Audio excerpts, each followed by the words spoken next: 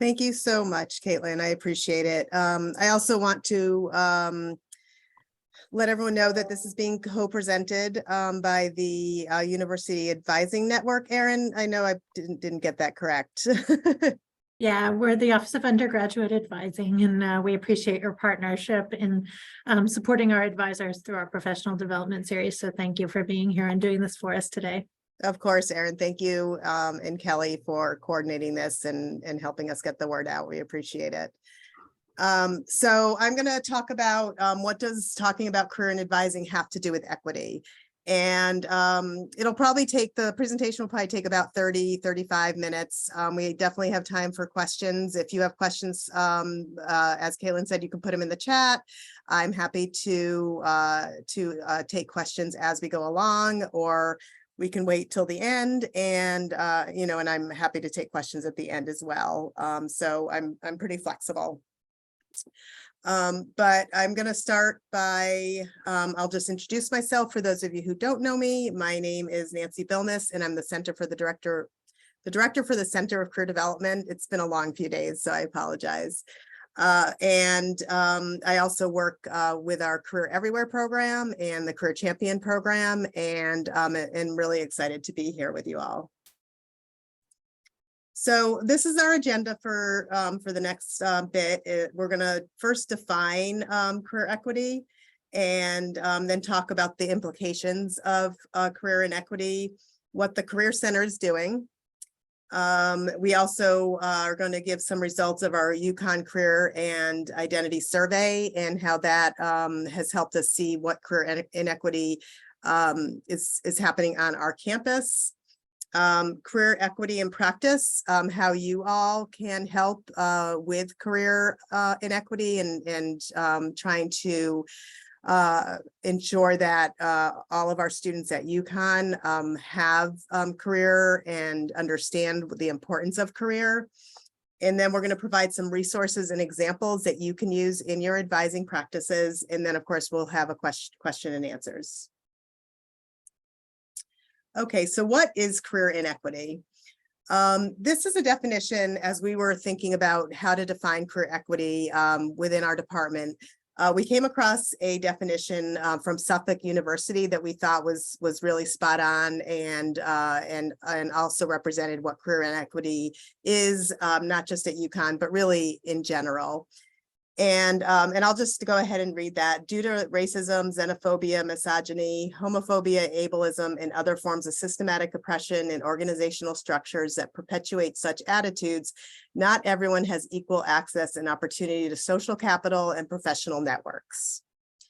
And examples of predictors of career inequity include lack of college and career planning resources available at high school, not having a family member to turn to for advice about college or career, not having access to certain types of events or resources due to a disability, not being able to afford an unpaid experiential learning opportunity, and lack of experiential learning options due to work authorization status. So I'm sure that you've experienced having conversations with students in all of those areas as well. And those are just examples that we're using, but there's also lots of other forms and predictors of career inequity as well. So what are the implications of career inequity? This is results of our UConn First Destination Outcome from 2017 to 2020. So just pre-pandemic and into the first part of the pandemic. And you can see here that if you look at the percentage of students who are still seeking a post-graduation option, whether that's graduate school or a job or military or whatnot, you'll see that compared to white students, Hispanic and Latinx students are still seeking at 17%. Black and African American students were still seeking at 19%. Asian students at 14%, and American Indian and Alaska Native at 9%.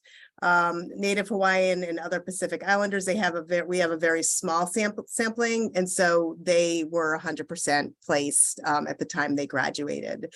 So you can see here that most students who come from different ethnic backgrounds other than white are still seeking at a higher percentage than their white peers.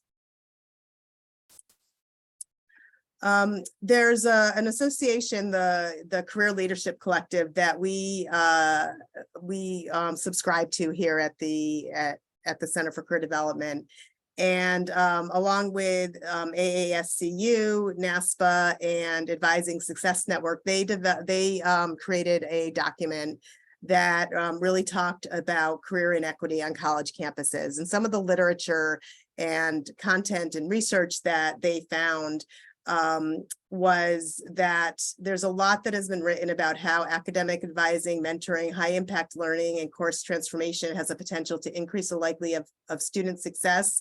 And the one critical and often missing piece in this student success equation is career advising. Recent research has found that helpful career advising is one of the most likely practices to increase college student career mobility in the first 10 years after graduation, according to the National Alumni Career Mobility Survey. And for those of you who aren't familiar with the National Alumni Career Mobility Survey, or NACM, as we refer to it, it's a survey that is done annually on some college campuses, and data is collected nationally by the Career Leadership Collective for alumni who graduated 5 and 10 years previous. And some of that literature and some of that research that they've received really indicates some of the practices that undergraduates or students took as undergraduate and graduate students, and how it's affected them in their careers 5 and 10 years out, as well as in other spaces in their life. So we do have some data on that for UConn, as well as nationally, which we'll be touching on. Additionally, structural career advising integration practices can assist with improving equitable student outcomes. So basically, the more students understand and hear about career, whether it's from an organization, a club, if it's in their classes, if it's in their advising sessions, the more they'll understand why it's important and how they might be able to partake in career advising. So strategic examples include embedding it into academic advising, instruction, curriculum, and co-curricular activities. And this is what we're doing with our Career Champion program and with Career Everywhere. So the more people who talk about career and you know, with all students, the more they're going to hopefully take action in trying to plan their career, because career planning has been found through NACM to be a very important part of alumni career mobility, which includes compensation and happiness in their career. So those are a few things that we've noted through the NACM survey. So what is the Center for Career Development doing? I already mentioned our Career Champion program and Career Everywhere, but there's some other things that it's important for you all to know about. So Career Everywhere, in a little bit more context, we're attempting to ensure that all students have the tools and resources needed for post-graduation success. Integrating career development into every facet of a student's UConn experience, and through intentionally infusing career development into the UConn experience, Career Everywhere provides access and equity to career development for all students, including underrepresented and marginalized populations. It's really our vision to develop a campus-wide career readiness culture, so every student who graduates can graduate into the start of their career successfully. Okay. So career competencies is another way that we're attempting to integrate career into all students' academic focuses. And career competencies were developed by the National Association of Colleges and Employers, NACE. Some of you I know are familiar with NACE, and these are competencies that employers have indicated through all different industries that help students be successful when they graduate, and that they are looking for when they're interviewing students or when students are going into graduate school. And these are all also competencies that students are gaining throughout their career at UConn. And sometimes they just don't realize it.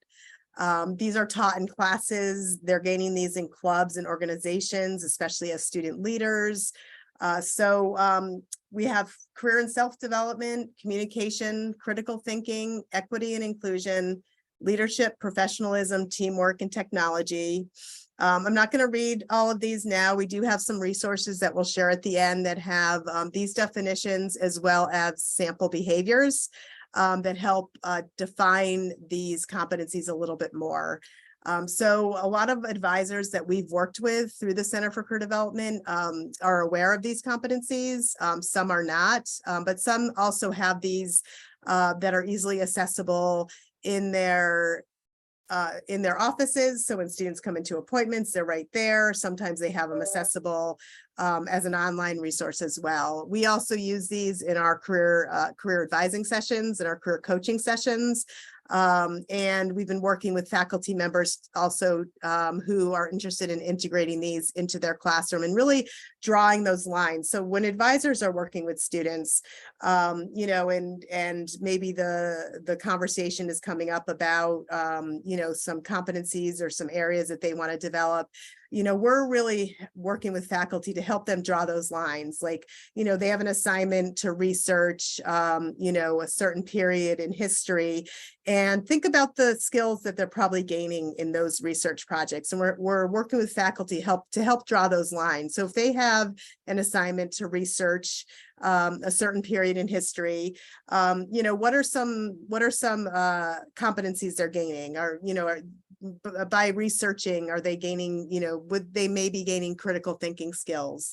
If it's a group project, they'd probably be gaining teamwork skills. So as an advisor, if they're talking about skill or competency development, it's certainly something that you could do to help them understand what these competencies are, and then maybe you know, walk them through maybe some of their assignments and some of the things they've done in class to help them see the connection, because students are learning these in classes, but they don't necessarily know that they're learning them because those lines aren't always drawn. Okay, we also have a diversity, equity, and inclusion committee. And this committee has been nationally recognized for the past several years. The work of this committee has been nationally recognized for the past several years through the Eastern Association of Colleges and Employers, NACE, that we talked about earlier, which is a national association. And right here on campus is part of the UConn Spirit Awards for Inclusive Excellence, for the Inclusive Excellence Award, as well as doing presentations annually over the past several years at lots of these associations, including the Career Leadership Collective. So we have a committee of 7 right now on our staff. But we also do professional development around DEI issues. We have a town hall once a month where we talk about have different speakers come in to talk about, you know, different communities, and it's been a success. We also recently promoted one of our staff members, Lisa Famularo, to be an assistant director over around diversity, equity, inclusion. So that's been a pinnacle in our office over the past several years. We also have affinity communities, which many of you have probably used or seen on our website. And these are specialized resources and information for all of these communities that are listed on here. And if you go on our website, at the top of our website, you'll see affinity communities. And then you can go through, or students can go through, if they're a first-gen student, they can see what are some specific career resources that will help a first-year student. So there might be some professional organizations, there might be programs for that population in particular. There might be mentors that came from the same community that a specific population has come from. So we've really tried to hone down on resources and information that a particular community would be interested in.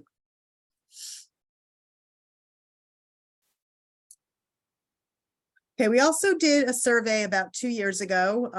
It's UConn's Career and Identity Survey. And some of the top reported career concerns from each affinity community, you can see lack of access to desired job or internship opportunities.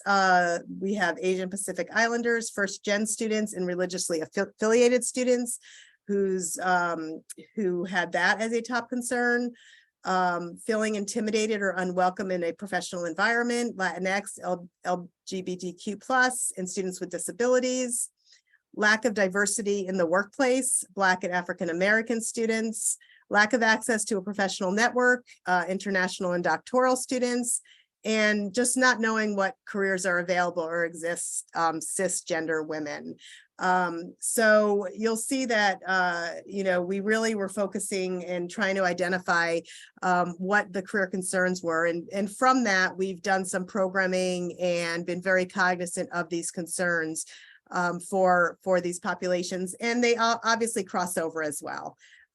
So, just because the majority of students in one area have concerns, we treat obviously every student as an individual to really kind of see individually when they come into our office what those concerns might be.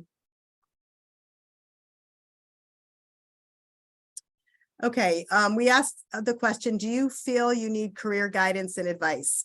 And you'll see that 68% of white students indicate that they do, but every affinity community is more than that 68%, with international students being 91%, Asian Pacific Islanders being 86%, and Latinx students indicating they need career guidance at 84%.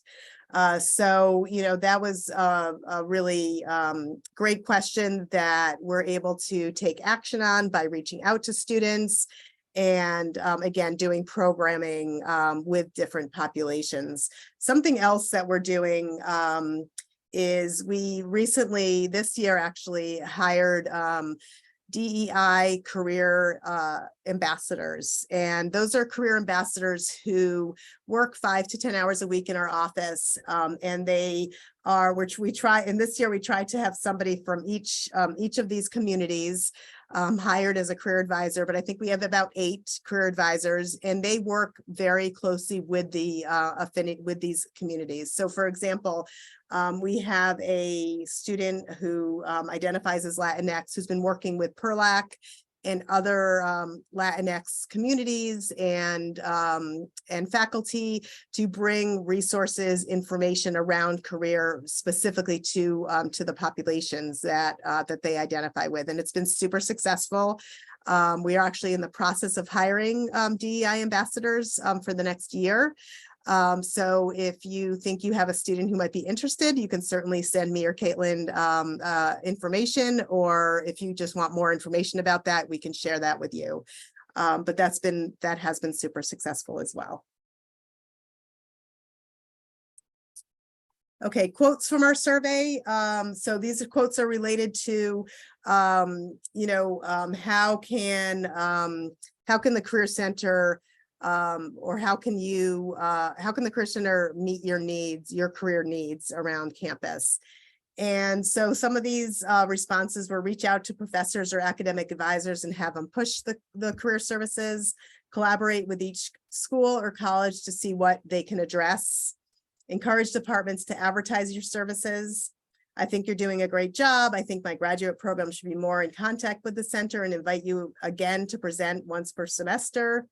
Offer opportunities for students through various departments or groups, have advisors recommend internships more, Teach advisors about different jobs available and understand what it takes to get certain jobs. I think that's a big ask. Actively contact departments about internships related to the field of study in the department so that these could be publicized to students. And a lot of this is happening. We do work very closely with probably many of you already and many of your departments. And a lot of it is, are students ready to hear the message? Are they checking their email? And the best way to get this information to students. But obviously collaborating with academic advisors is a trend that we've seen, and departments is a trend that we saw through that survey. Okay, so what can you all do as advisors to help with career inequity? And I'm saying this knowing that a lot of times you don't have a lot of time with students. And, the expectation isn't that you become a career advisor. But what resources do we have that you can easily access? What material do we have that you can easily access to either put a thought in a student's head, or to answer a question that they might have about internships or something like that? Okay, so here's a few resources that we have. Becoming Career Ready. And I know I'm not going to be able to get back to my original site, but that's okay. I'll figure it out. But Becoming Career Ready is a site that was created really for students, but it's also a great resource for staff and faculty as well. And it really defines what Becoming Career Ready is. And Becoming Career Ready, which I haven't used that term yet, I don't believe, is the development of 8 career readiness competencies, the ones that we talked about, that you might also think of as skills or behaviors. These 8 competencies are important to employers. And in addition, your experiences at UConn and beyond offer many opportunities to develop and enhance the competencies. So participation in classroom learning, internships, co-ops, research, on-campus involvement, work experience, or other on-campus and off-campus endeavors is really important. So helping students understand what Becoming Career Ready is, and also just making them aware of these competencies. So these are the same competencies that were listed in the presentation. So if you click on, say, leadership, this is where you'll find the sample behaviors. And that'll be helpful for you, when you're working with students. We also have Husky Link, which is a resource that is that we use as a networking connection with UConn alumni and also friends of the university. They might be faculty and staff. You could also become a mentor. Parents, employers can become a mentor. And this is a way that students can, if they're interested, if they tell you, I'm interested in, learning more about environmental careers.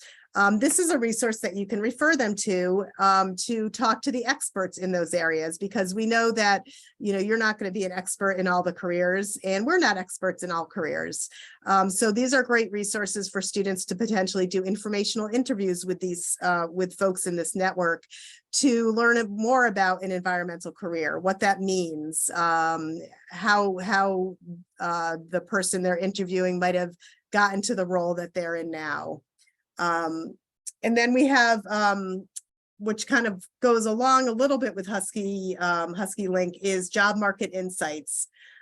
So this is a resource where before they even do an informational interview, if a student's interested in environmental careers, they can search on environmental careers, and they will get a list of different careers that they can then choose and find out what is a job description. What does that mean to be an environmental analyst? What are the skills that are needed? What's the growth in the next 10 years in that population? And then they can even find that if they want to stay in Connecticut or in another part of the country. So it's a great way to research different career options before they even talk to somebody in our network. excuse me, Focus 2 is another resource where students, if they're undecided on careers, or even if they're decided, they can take different assessments on their interests, on their personality. They can also look at competencies to see what competencies they may want to focus on. And so Focus 2 is a great way also to find out, kind of more of a direction, and then they can come and talk to someone in the Career Center to kind of have that Focus 2 information interpreted for them to help them start with that research that they might want to do. We also have what does each majors to careers, which really talks about what each major translates to in the real world. I'll click on that for a minute. So they can go into any of these majors here. Let's click on art history, and there'll be a little bit of a description, some sample experiential learning titles, things they might be able to do, samples of organizations where students participated, samples of recent alumni in their position titles, as well as experienced alumni, and samples of where they work in addition to their job titles. And then some national resources where they can get more information. So that's another resource that you could quickly show a student and just is great to be aware of. So those are several resources that we think as advisors, we either have talked to advisors that use these resources, or if you haven't used these resources yet, they might be ones that you would want to pin and just have easy access to. But in addition to that, we actually have a place where we house all of these resources. And I will take you to, hold on a second. The next page, we have a resource called Husky. We have a resource called Husky CT. Within Husky CT, we have career readiness resources for the classroom and advising integration. And I'm going to turn it over and stop sharing my screen and turn it over to Caitlin, who's going to share some information about Husky CT. Great. Thank you so much, Nancy. So one of my main roles here with the Center for Career Development is building out our Husky CT organization, which you all will have access to. By the end of March, which is Friday, I will be adding all faculty and staff career champions as well to the Husky CT organization page. So any of you that are not currently career champions, you can email me if you would like, and I can get you access to it. So I'm going to go ahead and share my screen. All right. So I'm just here on Google, so I'm going to go to learn.uconn.edu and get logged into Husky CT. I know some of you access it daily. Some of you might not have accessed it for a little while now. But over here in the left-hand navigation pane, we're going to click on organizations. And then once you have access to it, it is called our Career Readiness Resources for Classroom and Advising Integration. I use the little star over here, so it comes to the top of my screen. As you know, many of you have lots of organizations that you're a part of, so you can pin it and it will show up there at the top. So this is our organization page, and it is strictly for faculty and staff to utilize. And it's a large repository of examples that other faculty and staff have given us, websites. There's also some video content that the center has created, all for the purpose of you supporting your students in their career development. So the very homepage here just talks about what this page has to offer. For faculty and staff that are looking for employers to come into the classroom, we have a direct link to that request where we can connect you with employers or alum to come in and discuss with your students about maybe different industry topics, a day in the life of, or just kind of their career pathway as they went through UConn if they were alum, and where that pathway has taken them. So I'm going to point out just a couple of things here that I think would be useful to you in your role as advisors. So the first one would be the obvious department/advising resources. And this contains many of the same links that Nancy had just talked about. But there is this first one up here of what is different between what we do in our office as career coaches versus what you folks do in your advising and counseling roles. But here's that majors to careers link as well, job market insights, focus to, all of which Nancy had just spoken about. And we are starting to build out some graduate advising resources. As Nancy had said, one of the pieces of advice that students said that they wanted was more things geared towards graduate students as well. So we do have a graduate advising folder that we're beginning. Right now, it does have a lot of snippets, short videos of, partnership initiatives, additional services that we offer specifically for graduate students and postdoc students. When your doctoral student seeks to explore a range of careers and jobs. So it's all pinpointed and information that you can use to digest and give to your students or to show your students as well. So that, again, was under our department and advising resources. I'm going to jump down quickly to our Becoming Career Ready, which Nancy had also pointed out. This is one of my big tasks that I'm going to be working on over the summer, is how to integrate competencies within the classroom and advising sessions as well. But this is that resource that has all of the definitions for our NACE career competencies spelled out, as well as some resources specifically for those of you that are faculty members or teach within the classroom setting. There are some curated resources down here, which I really love this resource because it has an abundance of links embedded into it as well for additional resources of, how to promote teamwork, how to showcase leadership. Technology is really, really big these days, and students are great with it until, they have to use something that they don't necessarily want to use that technology for, but we know that they have the skills to be able to learn it themselves. So we have Caitlin, that. Go ahead. Oh, I'm sorry. Finish. Okay. I just wanted you to go back, but finish what you were sharing. Oh, no. So I'm all set with the Becoming Career Ready. Back to the advising resources. Yeah. Can you share the coaching, that top one? Share it? Yeah. Like the link?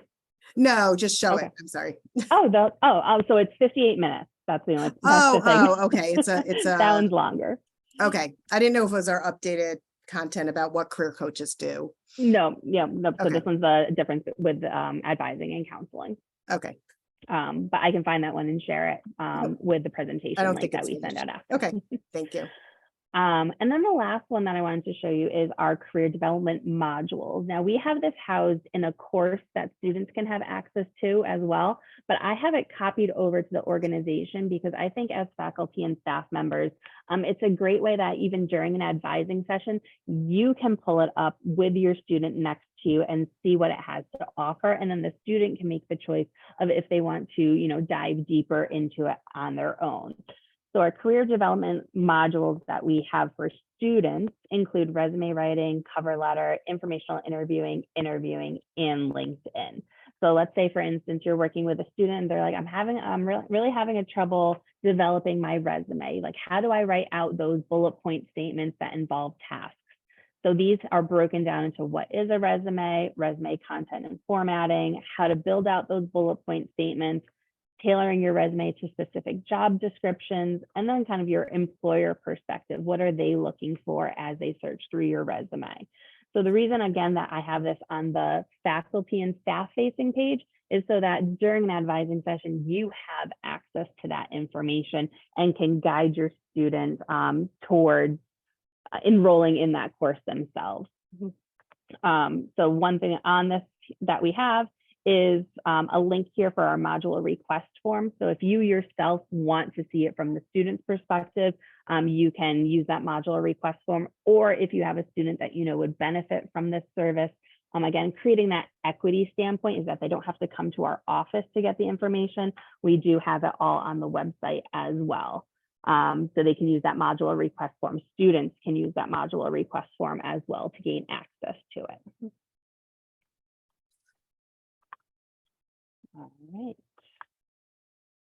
Anything else, Nancy, that you wanted me to share for? Nope, I think this is great.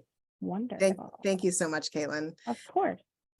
So, I think, just to summarize, students are coming, as we all know, students are coming in from high school and in different places, from different spaces.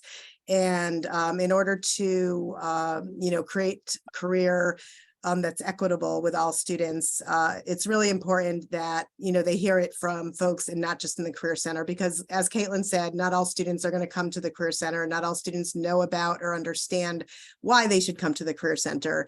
And, so even nudging them a little bit about, have you thought about career, and, you might want to make an appointment with somebody in the Career Center, and then possibly sharing some of these resources with them will help to, to make career more equitable among all students. So that was, that summarizes our presentation. Erin, I'm not sure if you have anything you want to share before we go to questions. No, I appreciate all your sharing, and I really am looking forward to the launch of all the Husky CT information that's there, which is really exciting to see. And I think it's just a matter of finding the time for advisors to explore all of that and see what's there and be ready. One question that came to mind as you were going through all this and kind of going back to the start of your presentation, some of the populations you're talking about are sometimes the hardest to get into our offices for a variety of structural and cultural reasons. And so when we have a limited amount of time to talk about both advising and career, what are some of your approaches that you would take to that, or suggest that advisors could do given a limited amount of time and just some of the barriers we know are already there connecting connecting with students? Yeah, sure. Great question, Erin. I think probably the quickest and easiest is to, take a minute or two, maybe at the end to ask them, have you thought about career? Have you thought about, what you want to do after college? And, regardless of whether they say yes or no, refer, make sure they know about the Center for Career Development, and refer them to the Center for Career Development. We, in the past, pre-pandemic, we used to have like literature that we gave to advisors, and I don't know if that would be good again, to hand them something, or to have something that they can easily access online or something like that. Erin, maybe it's something we can talk about. But I think just planting that seed, if you can't have a longer conversation, or you can't refer students to our resources, planting the seed, that it's important to start thinking about career, and there's resources on campus that can help them with that. Thank you. So, are there any other questions? Feel free to just unmute.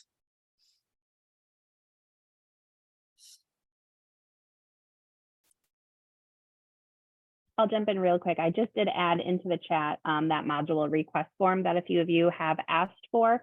And it's a great way that if you do have courses of your own, you can also embed those modules, the resume, cover letter one, directly into your courses for students to have access to as well. Thanks, Caitlin.